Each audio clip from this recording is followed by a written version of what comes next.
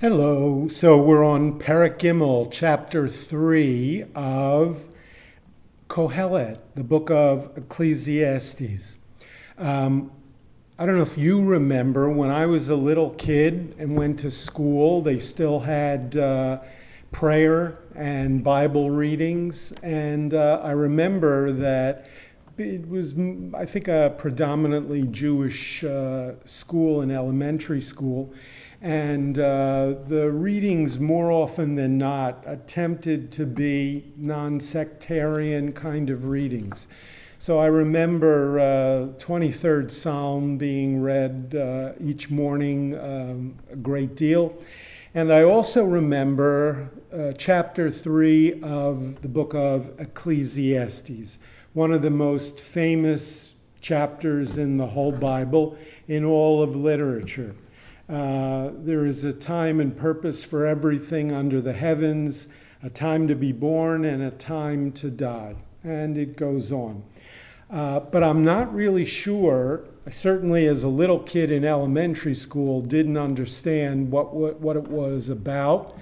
And I'm not sure that to this very day people really pay attention to what chapter 3 of Ecclesiastes is talking about.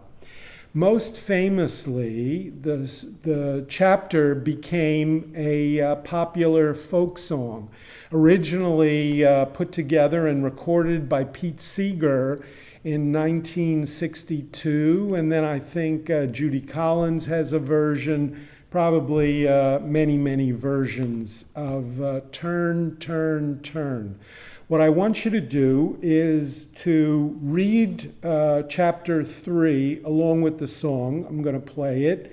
Listen to the words. And the question is, what is the point of this? Right? Why did Pete Seeger, of all the things he could have chosen, why did Pete Seeger choose chapter 3 of Ecclesiastes, and what point was he trying to make? So let's give it a shot. Chapter 3, follow along, listen along. So first thing to notice is that the turn, turn, turn doesn't come in the chapter at all. That's Pete Seeger. The second thing is, what's the song about? To Pete Seeger, it's about peace. I swear it's not too late, that there's a time for war, a time for peace. I swear it's not too late. And so he, in a sense, makes a midrash out of the song. Jews do it. It's perfectly okay for Pete Seeger to do it. And this becomes his way of saying, you know what, there's a time to fight, but now is really the time we need to make peace. And that's a good thing. And so that's what he's trying to convey to us. But here's the thing.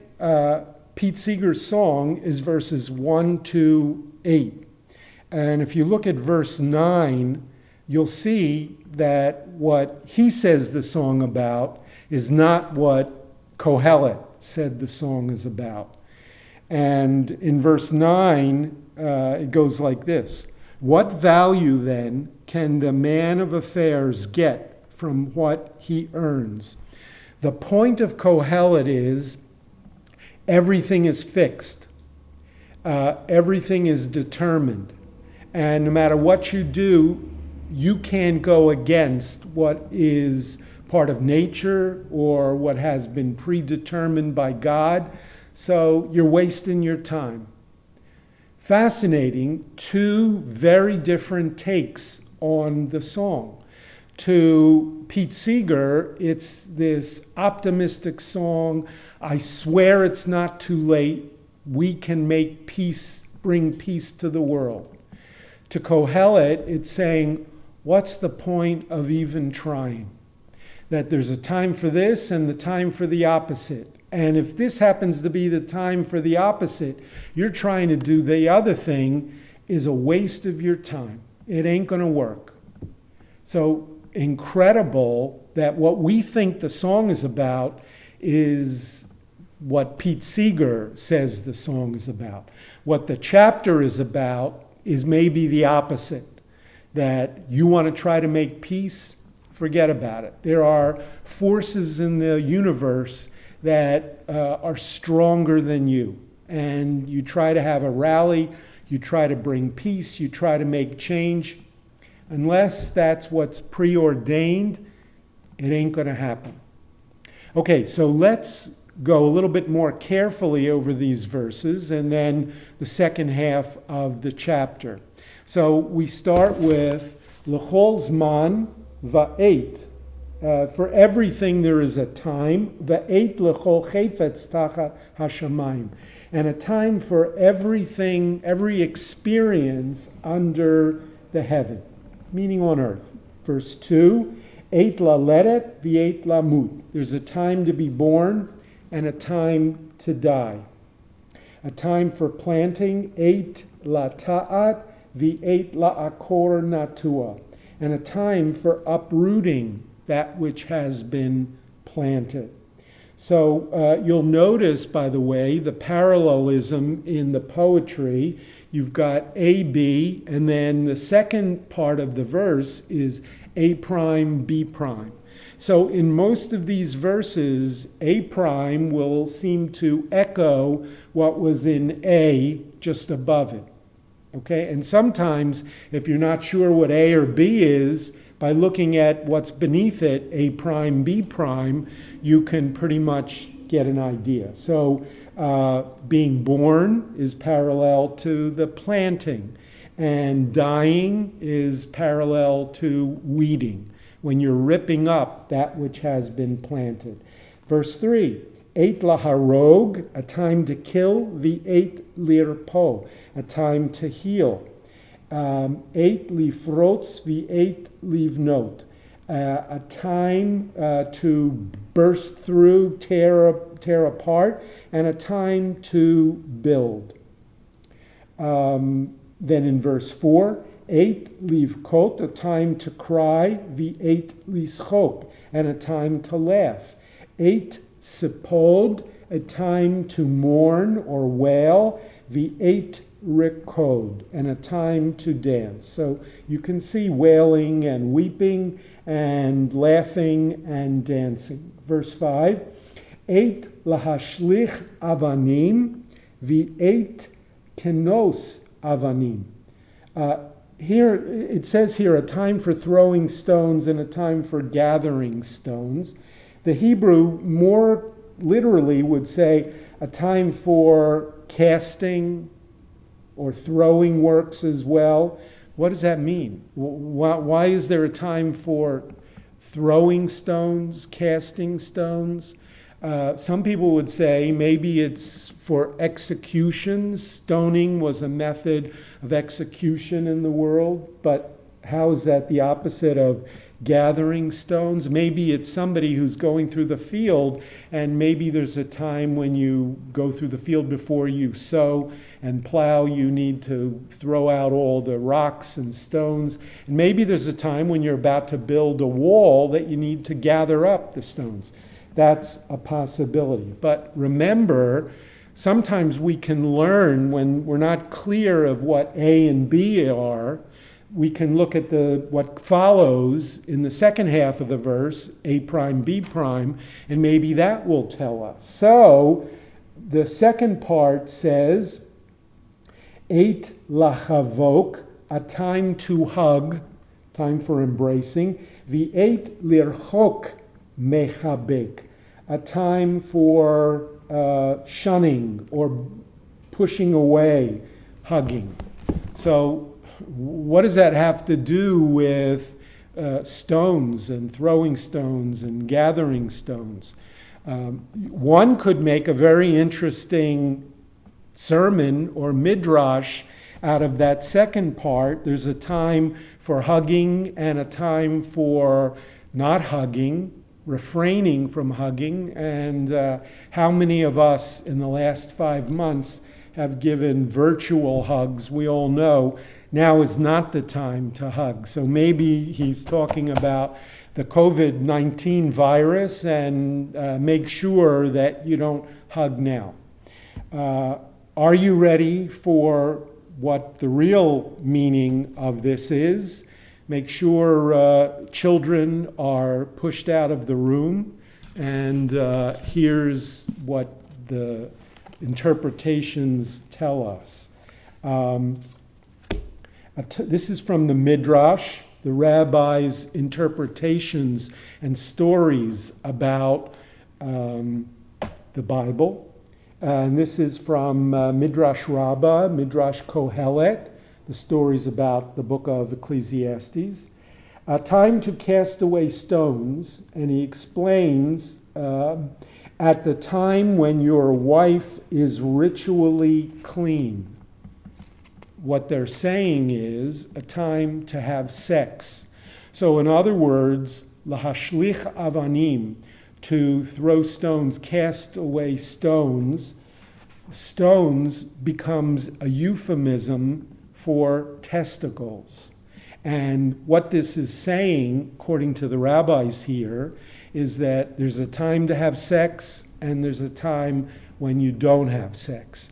According to rabbinic law and biblical law, when your wife has her period, that's a time when you're not allowed to have marital intercourse, right? You have to wait until she stops bleeding, and then in rabbinic law, you need to wait 7 days in which she's not bleeding, and then the woman was supposed to go to the mikveh, and only then, somewhere around the 14th day in her menstrual cycle, was it permitted to have relations again.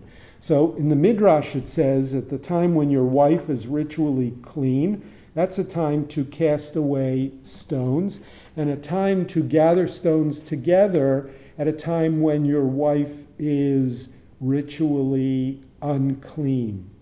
Okay, so the rabbis where do they come up with this? I'm not so sure that in contemporary English we use the idiom or the euphemism stones when we mean testicles, but clearly in other languages, and I think at an earlier time in English, that's what the word could also mean. But of course, the interpretation comes from the second half of the phrase. Since you don't know what it means to cast away stones and gather stones, if you look at the second half of the verse, which says a time to embrace and a time to refrain from embracing, it doesn't just mean embracing, it means full-on intimacy and sex intercourse. So that's one of the meanings that traditionally this verse has been looked at. Okay, and again, I have to tell you that there are other interpreters who will say, no, it's not about sex at all. It's really about going through your field and getting rid of, before you plow, getting rid of the stones and the rocks. It's about, you're about to build a wall, so you gather all the rocks together, so that you have them. Some people will still maintain that, but no less a source than the Midrash and the rabbis 2nd, 3rd, 4th century see it otherwise. So that's something that most people aren't aware of. So we continue. Verse 6, 8 levakesh v8 le'abed, a time for seeking, a time for losing. 8 lishmor v8 lahashlich, time for keeping, a time for discarding. Okay, verse 7. 8 likroa, a time for tearing and ripping. When would you tear and rip? Think about the ripping of clothing following a death. In other words, there's a time for grief, a time for bereavement, right, which is indicated by the ripping of the clothing.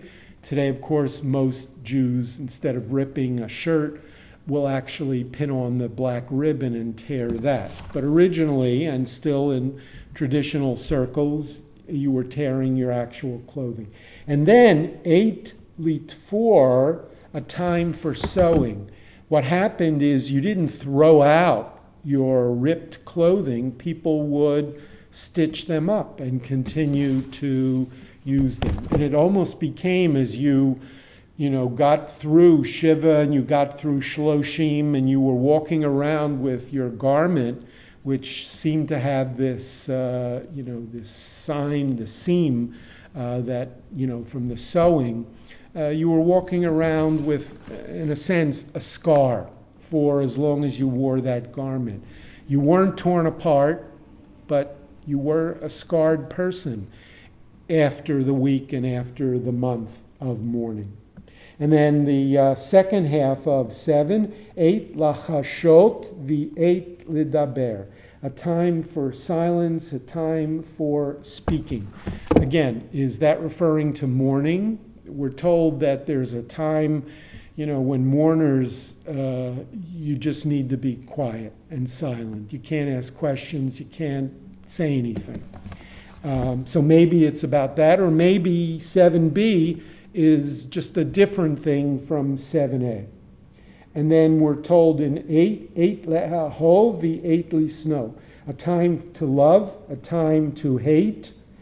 Really? A time to hate? But you got to remember, one of the commandments in the Torah, Exodus and Deuteronomy, is remember what the Amalekites did to us. Jews are not so good at loving your enemy. We're good at, or supposed to be good at, loving our neighbor, loving God, but not loving our enemies. And we're supposed to, especially the Amalekites, remember what they did and hate them for it, and ultimately pay them back. And then we read, parallel to love and hate, 8 milchama, a time for war, 8 shalom, and a time for peace. Okay? So it's not, I swear it's not too late, as Pete Seeger says, but if this is not a time to make peace, no matter how much you want it, it's not going to happen. So then we go into the punchline, which we saw, verse 9, Ma yitron ha'oseh ba'asher hu amel. All the hard work and toil that you do, what's it? It's worthless if you're doing something and it's not the right time. Verse 10, Ra'iti et ha'inyan, I have observed the business, asher natan Elohim livnei ha'adam, that God gave man to be concerned with. La'anot bo. Verse 11, et hakol asa yafeh be'ito. God brings everything to pass precisely at its time. Things don't happen, by the way, randomly. They happen because God planned them.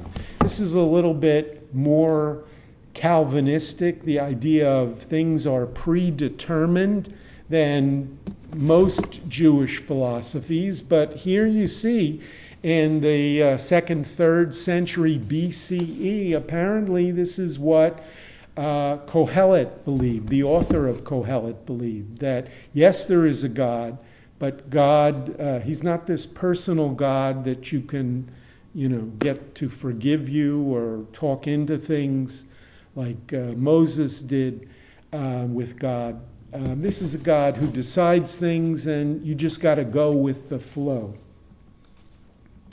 And then we're told, Gam et ha'olam natan b'libam, mibli asher lo yimatzeh ha'adam et ha'ma'aseh, asher asa ha'elohim merosh ad sof.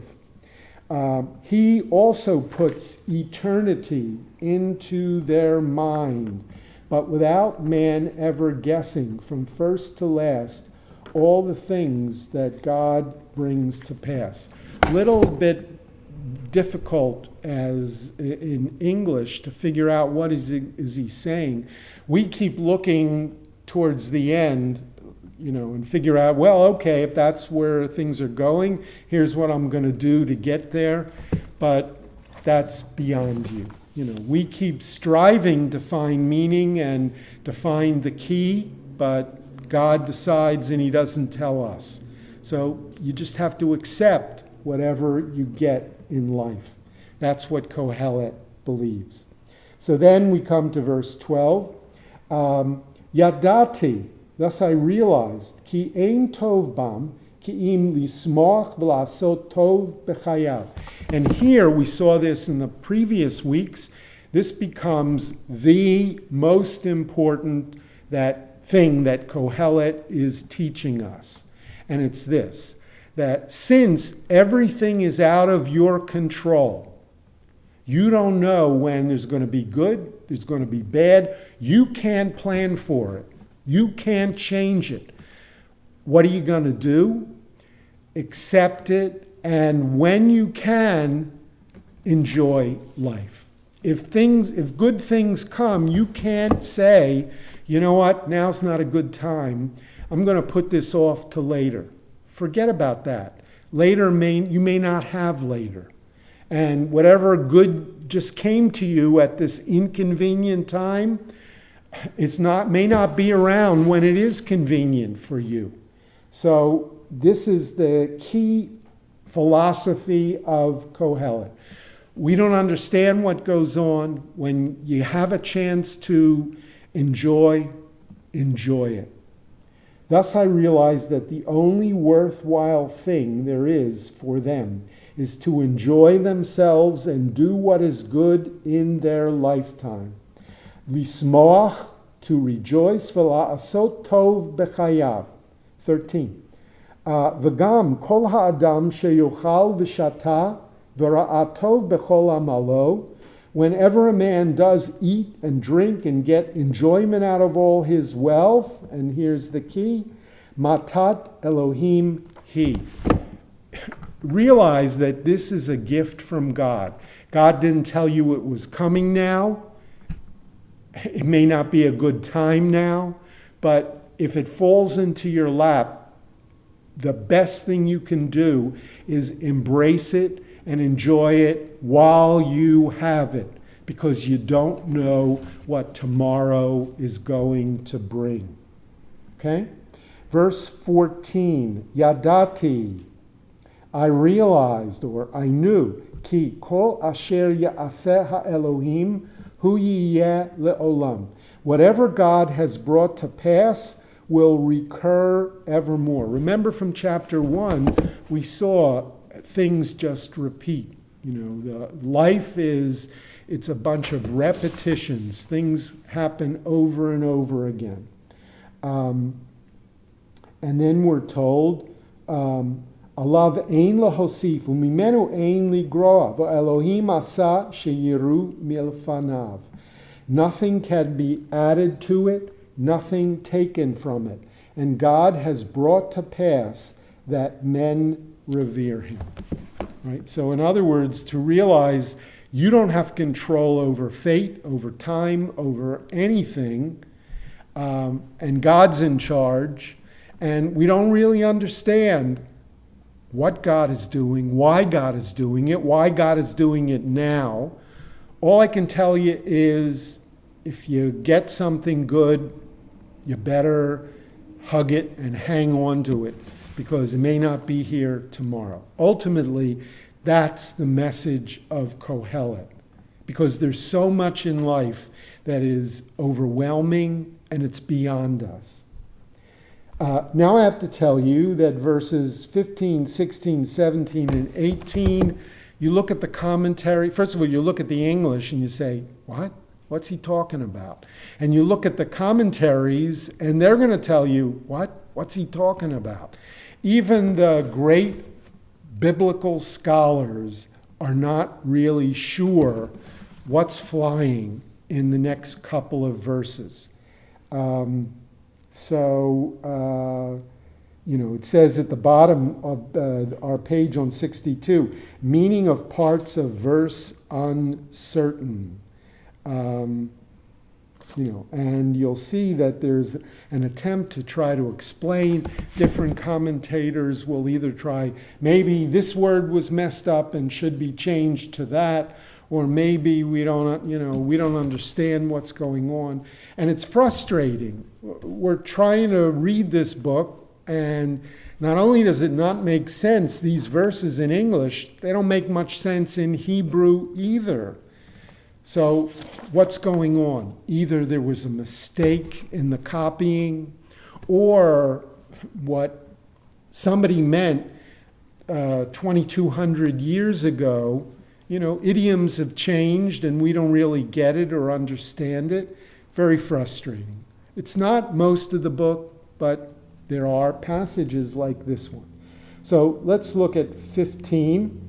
What is occurred long since, and what is to occurred long since, and God seeks the pursued. 16. And indeed I have observed under the sun, alongside justice there is wickedness, alongside righteousness there is wickedness. So, okay, what is occurred long since? We sort of get the idea that nothing new under the sun. What's happening now, this is the way things have always been. And God seeks the pursued. What does that mean? We have no clue. God seeks the pursued. Some commentators say pursued refers to the Jews who are persecuted. God seeks them. This is a way of understanding that God does care about us, and he is looking to help and take care of the Jews who are being persecuted. You know what? That's really more of a sermon than what the verse says. And we just basically have to say, I don't know, doesn't make sense. And we got to keep moving. And indeed, I have observed under the sun, and then there seems to be this proverb in 16, Makom hamishpat shama haresha. In the place where there should be justice, there is wickedness. Yeah, I think we could all get that and understand what he's saying, that the court system doesn't work, and criminal justice, we're barely holding on, and there's a lot of terrible things that are happening. And look, not only that the guilty get away with murder, but sometimes the innocent end up on death row. And that he's telling us. That much we understand. The second part of the verse, Makom HaTzedek, and in the place where there should be tzedek or justice or righteousness, Shama HaRasha, there is wickedness. Okay, could be the flip side of what we just saw. And then in 17, Amarti ani belibi, I mused. Literally, I said in my heart, God will doom both righteous and wicked. For there is a time for every experience and every happening.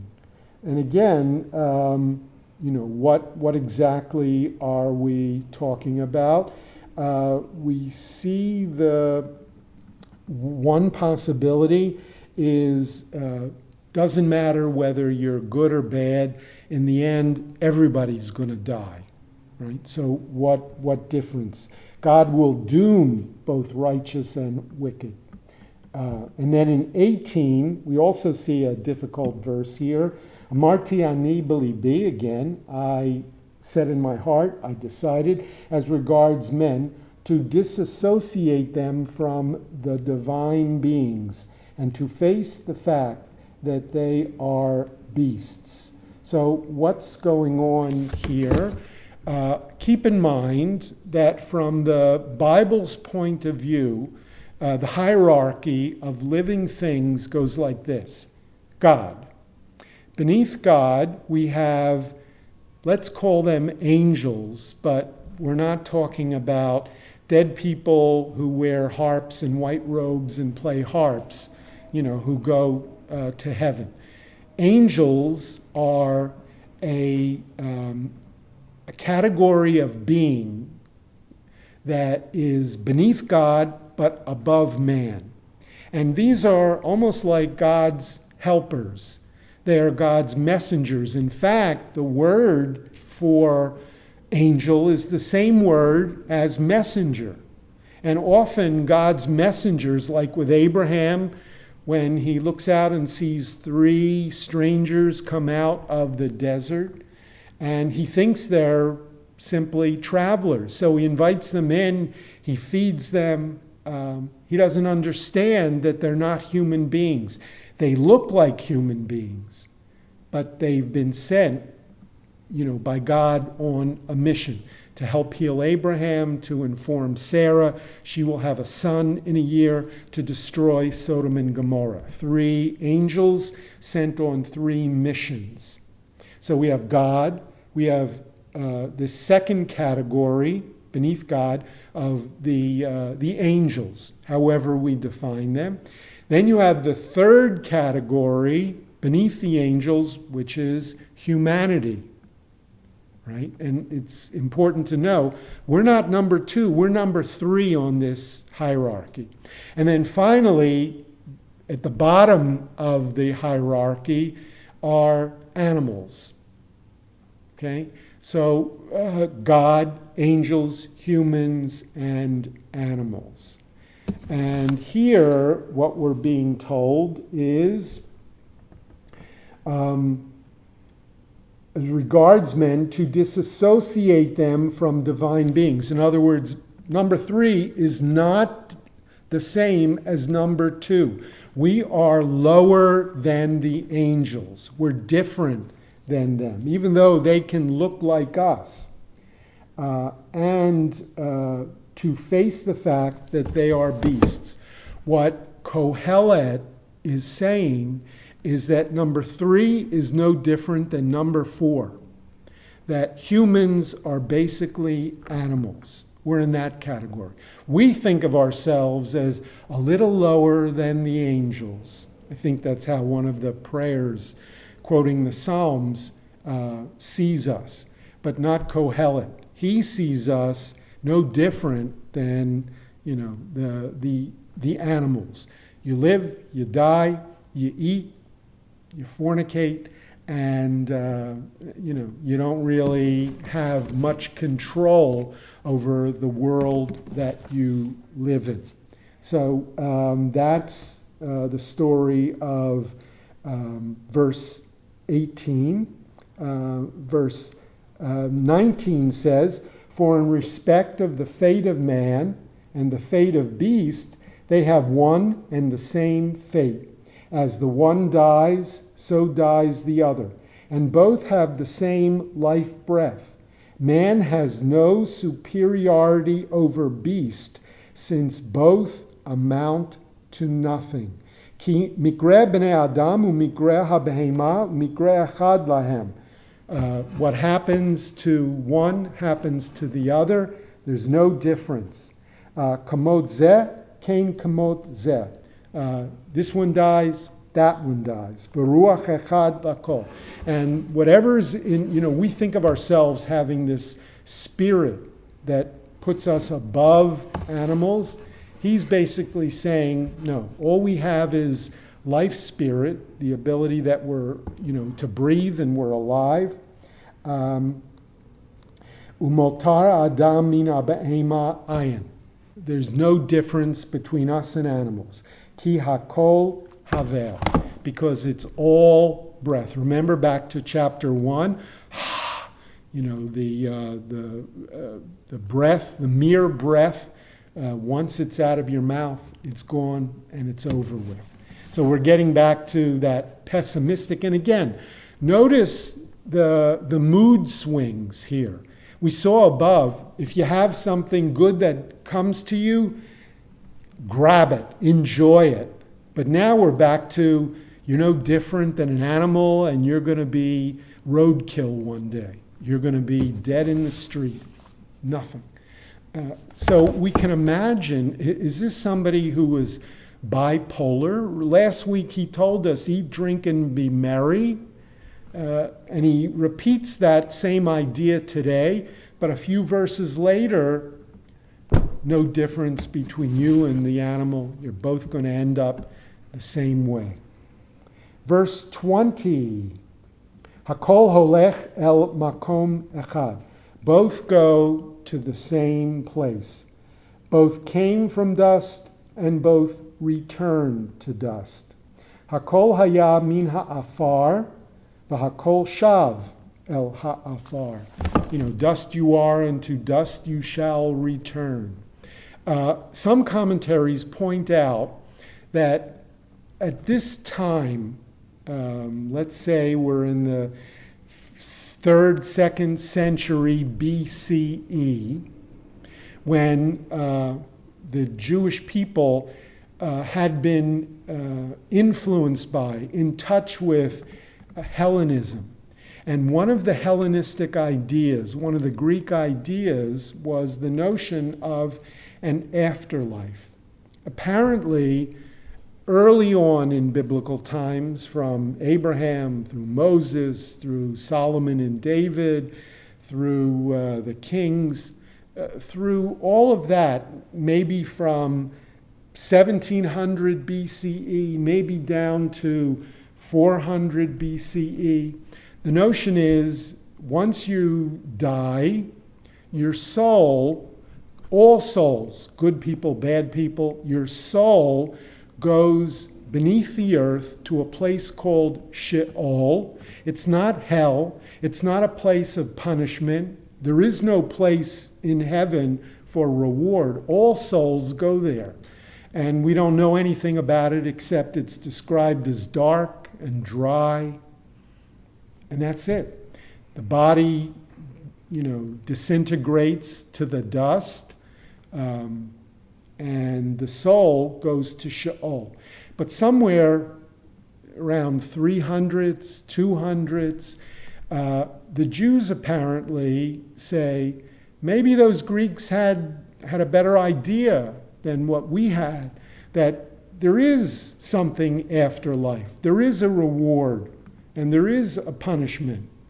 Good people, this is not it. If you die young and you were sick, that's it. That's all you get. That doesn't seem fair. And mean people, evil people are going to be rich and comfortable and happy, and then they die at a ripe old age. That doesn't seem fair. So apparently, under the influence of the Greeks, the Jews begin to take on this notion that maybe there is an afterlife. And in the next couple of 100 years, we're going to have development of this idea, so that there's Gan Eden, there's Olam Haba, the Garden of Eden, there's paradise, there's the world to come. There is even notions about Gehinom, Gehenna, about a hell, and wicked people being punished. But here, apparently, at an early point in the development, not too long after some Jews began to appropriate that Greek idea of an afterlife, Kohelet is saying, I'm not buying it, right? Because he basically says, both go to the same place. You came from the earth, you're going back into the earth, and that's it. And then in verse 21, he says, Mi odea, who knows? Ruach b'nei ha'adam ha'ulahi lemala. You're telling me you think that the spirit of man, once he dies, goes up to heaven? V'ruach ha'behema, and the wind, the spirit, the breath of the animal, hayoredeti lamata la'aretz, that when the animal dies, there is no soul, so the animal just goes into the earth. He says, Mi odea, who knows? He's not telling you no, but he's not telling you, this is a great idea. I hope it's true. He says, Mi odea. How do you know it's true? He's a skeptic at this point. Just at the beginning of this new idea taking hold among the Jews, which in a century or two will become a standard Jewish idea. It wasn't our idea. We borrowed it. People fought about, I don't buy it. It's not what my grandfather believed. But ultimately, they agreed. The Jewish people, by and large, agreed. Come modernity, I think there are a lot of people who maybe go back to either Kohelet and say, how do you know? You can't count on it. Or maybe people go to pre-Kohelet and say, it's not the way it is. When you're dead, you're dead. That's all there is. Okay, so we see this at a particular moment of change, and Kohelet's response to this new